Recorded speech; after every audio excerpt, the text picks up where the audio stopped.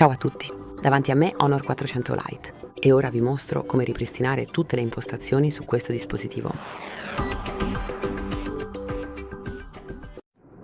Quindi per prima cosa aprite impostazioni, poi trovate e selezionate sistema e aggiornamenti. Andate su ripristina e tutto quello che dovete fare è selezionare ripristina tutte le impostazioni. Poi, se volete ripristinare tutte le impostazioni su questo dispositivo, anche quelle di rete, impronte digitali, Face ID e password della schermata di blocco, selezionate ripristina tutte le impostazioni.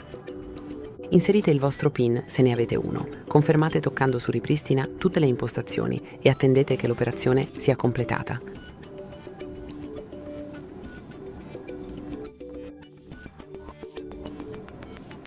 E questo è tutto. Quindi grazie per averci seguito, iscrivetevi al nostro canale e lasciate un like.